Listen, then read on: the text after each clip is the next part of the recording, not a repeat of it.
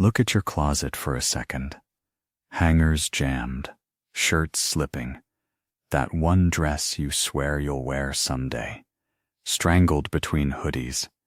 You're not alone. Studies show most people wear about 20% of their wardrobe on repeat, while the rest just loiters, silently taxing your time and focus every morning. This is not proof you lack discipline. It is proof your setup was built to store impulse buys and old selves, not to guide the person you are now. So instead of blaming willpower, we're going to redesign the system. I tested 10 Japanese declutter methods, practical, repeatable frameworks, not aesthetic quotes, to see if a closet could run so efficiently it almost disappears. Let's start with the first reset. Set a timer for 2 hours. This is Kimono triage, the shock reset that rips your closet out of autopilot. You are not sorting memories yet. You are attacking chaos by category before emotion has a chance to negotiate. Empty everything. All of it. Every hanger, every shelf, every bin. One surface only. Let the bed disappear under denim. Dresses, sweaters, shirts you forgot you owned. No safe corners. No I'll get that later zone on the chair. When it's all crammed behind doors, your brain underestimates the volume. When it's unleashed in front of you, it can't lie. Japanese organizer Marie Kondo calls Kimono the silent clog, the mixed miscellaneous stuff that quietly eats space and attention. Your closet is Kimono, pretending to be essentials. Cognitive overload research is clear. When categories blur, decisions stall, and you default to shoving, not choosing. So we strip away that blur. For these 2 hours, your job is mechanical, not emotional. Slide each item into just 3 lanes. Tops, bottoms, layers. That's it. No maybe, no special, no I used to love this. You're not asking if it suits you. You're just giving it a clear address. As the piles take shape, something shifts. The vague guilt of I own too much hardens into visible data. How many tops? How many jeans? How many jackets for a life that hasn't required that many in years? You move from I am a mess to this is the mess, and it's finite. Now that you've dragged the monster into the light, we can make our first real cut. Which of these pieces has actually earned the right to touch your skin? Now you sort with your skin, not your stories. This is the KonMari clothing test. Keep what sparks calm, not fantasy versions of you that never show up. Start with one category. Tops first. Pick up each piece, and notice your first silent reaction as the fabric rests in your hands. Do your shoulders relax, or do you start explaining? Once I lose weight, for that event, maybe at home. That negotiation is your no. We overestimate future use and underrate present friction. Your body flags the truth in half a second. Anything that lives against your skin should support you.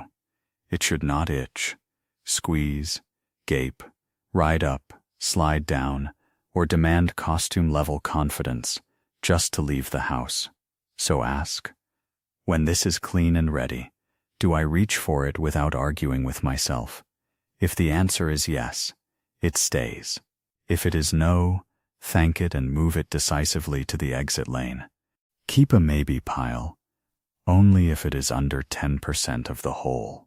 Work through tops, then bottoms, then layers. As the rail thins, you see a tight edit you would actually wear tomorrow. Desire is sneaky. Next, we bring in numbers, not vibes, to stop this closet from reinflating. Now we ask a colder question. Has this earned its place in the last 12 months? The 1-year Kanso rule is radical honesty with time.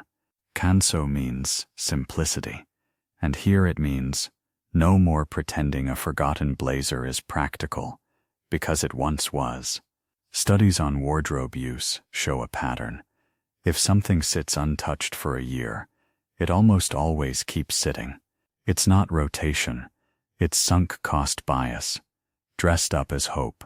So we let time, not impulse, call the bluff. Set up a clean experiment. Put a tiny tag or loop on every hanger, all facing the same direction. From today, every time you wear something and return it, flip the tag. No journaling, just a quiet trail of truth. After 30 days, scan the rail. Anything unflipped that clearly doesn't match the current season or your real life gets flagged. At 90 days, go harder. Pull the pieces that still haven't flipped. If they also failed the skin contact test, they go to the exit pile. Not because you're ruthless, but because the data is. You've outsourced guilt to a neutral rule. Less drama, more clarity. Now that you know what doesn't belong, we stop fresh clutter at the door. Your closet is not infinite shelf space. It is a living ecosystem. Ichi Nyu, Ichi Shutsu. One in, one out. Every new piece has a cost. No exceptions. No, but it was on sale. First, decide your limits. Like an architect, not a shopper. How many hangers are allowed on that rail? 30? 40 max? How many folded tees feel abundant but sane? How many coats does your actual climate justify? Set the numbers, then enforce them in wood and metal. Physically remove extra hangers and spare bins. Empty space is not an invitation to fill. It is part of the design. From now on, each purchase triggers one question: what leaves so this can live here? If you cannot name the sacrifice instantly, you're not buying an upgrade. You're buying clutter. The rule is blunt but kind, saving you from death by just this once. This is Japanese consumption discipline in daily form, a stable, self-correcting system. Your closet stops swelling and shrinking with moods. Instead, it holds a precise, intentional edit that reflects who you are now. With inflow controlled, we design how your closet behaves for you every single morning. Now that excess is cut and inflow is controlled, you earn your easiest win: 3 uniforms, 0 panic. Think of it as a Japanese capsule, not a fashion prison. Uniforms exist in schools and companies for a reason. Constraint is freedom when the rules are kind. From what survived your earlier cuts, build 3 default templates that match your real life, not your imagined one. 1. Your work uniform, something you can grab half asleep and still look composed. 2. Your off-duty uniform, what you reach for on real weekends. 3. Your event uniform, the outfit that handles dinners, dates, and sudden "can you come out" messages without emergency shopping. Once you've named them, lock them in. Place those pieces front and center on matching hangers. Keep their shoes nearby. Keep their outer layer obvious. Everything else either supports these 3 formulas or quietly exits at the next review. In the morning, you no longer scroll through hangers auditioning versions of yourself. You see your templates, choose in seconds, and leave without a pile on the chair or a critic in your head. But uniforms only work if your storage respects that calm. Next, folding and layout become architecture. Every piece that lives in a drawer should be able to stand and bow politely to you. No more collapsing stacks. No more hidden favorites strangled at the bottom. When you open that drawer, everything should introduce itself in one glance.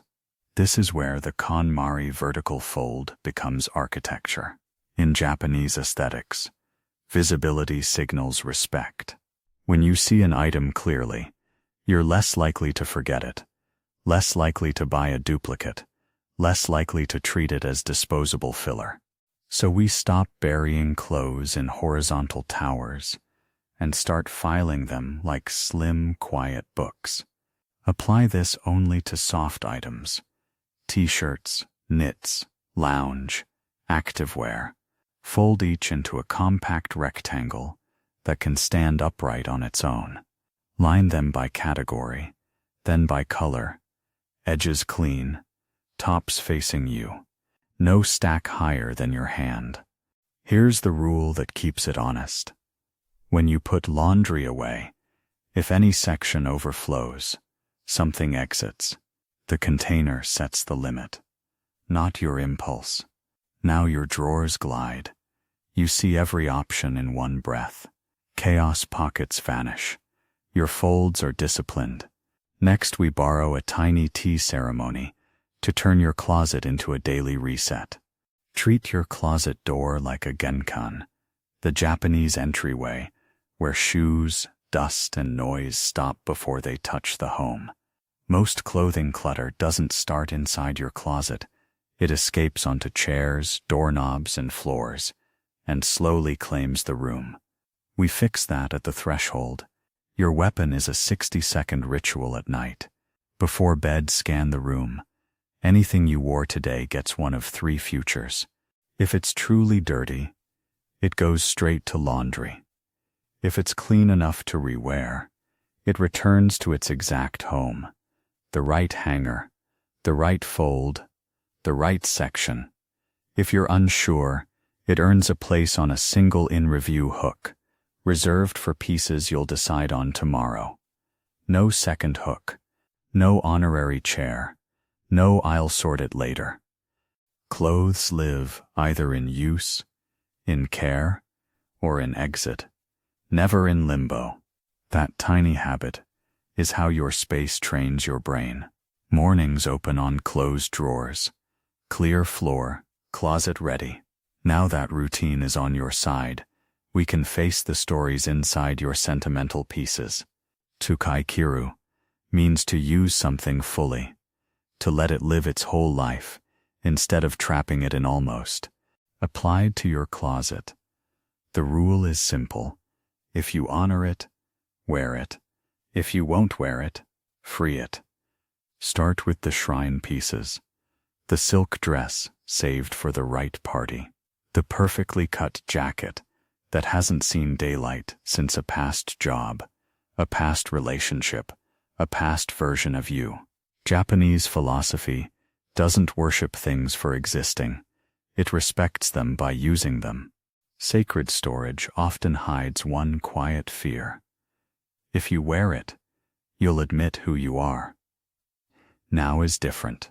Pick 5 of these special or sentimental items, not the easy maybes, the real ones with stories. For each, assign an actual date in the next month. A work day, a dinner, a normal Tuesday. Build an outfit around it and wear it. Feel it on your skin in your current life. If, on a perfect chance day, you still dodge it, that is your answer. It belongs in a photograph, not on your rail. Take a clear picture. Write one honest line of thanks. Then release it. Sell it. Gift it. Donate it. Each time you do this, your closet shifts from museum to mirror. Less ghost life, more present tense. With nostalgia detoxed, we can strip away the visual noise that keeps your closet shouting. Shibui is quiet confidence, subtle, unobtrusive beauty. Your closet needs that. Right now, half your decision stress comes from a loud, random palette, screaming for attention every time you slide the door. We fix it by limiting your colors on purpose. A small palette doesn't make you boring. It makes almost everything compatible. Fewer clashes, more combinations. You spend less time wondering if this goes with that, and more time just getting dressed. Choose your anchors. 2 main neutrals that love your skin and your life. Maybe black and sand, navy and cream, charcoal and white. Add one support neutral that plays well with both. Then give yourself at most 2 accent colors that actually make you feel alive, not obligated. That set is your language. Now scan the rail. Pieces that don't belong to this language, move aside. If an item doesn't work with at least 3 others you own, it's an outlier on probation. As the noise drops, something elegant happens. Your closet reads like one coherent sentence. The colors are calm. Now we apply the quietest rule of all. Make your closet almost disappear. Muli is the power of emptiness, the kind of nothing that lets your brain breathe. For your closet, the rule is clear. When it's closed, it should disappear from your mind. Visual clutter keeps your nervous system on low alert. A door draped in bags, over-door racks sagging with stuff, a horizon of textures and colors leaking into your room. That's noise. So we start by quieting the outside. Strip the doors of extra hooks and dangling gear. Keep the surface clean and neutral. The closet becomes a wall again, not a warning. Inside, design for vanishing. Align your hangers in one direction. Standardize boxes and baskets. Label them softly. No shouting fonts, no chaos collage. Then the non-negotiable. Every rail, every shelf holds 10 to 15% open space. If a section swells past it, you don't expand, you edit, you create storage that serves and then recedes. Open one glance, one choice. Close, silence. At this point, my own closet felt gone. Here's what surprised me. After these 10 methods, I stopped feeling like someone at war with my stuff and started feeling like a curator of a very small exhibition called My Actual Life. Japanese decluttering isn't about punishment or extreme minimalism. It's about alignment. Tools that match your roles. Fabrics that work on real days. Colors that move the way you move. Your closet stops being a storage unit for past identities and becomes a living index of who you are now, because you've built in rules. Kanso, 1 in 1 out. Uniforms, Genkan, Mu. The space turns into a feedback loop. If it bloats, you notice. If it drifts, the rituals pull it back. No more shame spirals at 7 a.m. Staring at money you wasted. Instead, each morning you're greeted by a quiet, accurate edit that says, "This is you. Today, ready." So if your closet is still screaming, here's the one idea to walk away with. You don't need more bins. You don't need a different personality. You need a system that assumes you are human and builds in release, not endless retention. You've seen it now. Pull everything out. Confront the volume. Choose by skin and by time. Cap what comes in. Anchor 3 uniforms. Let drawers bow instead of burst. Reset the threshold each night. Honor special pieces by using them or letting them go. Quiet your colors and leave deliberate empty space. You're not building a perfect aesthetic closet. You're building a barely there machine that serves you quickly and then goes silent. If your closet feels like it's disappearing, that is not loss. That is space for your actual life to expand beyond this door. Tomorrow morning, when you slide that hanger, what version of you do you want waiting there?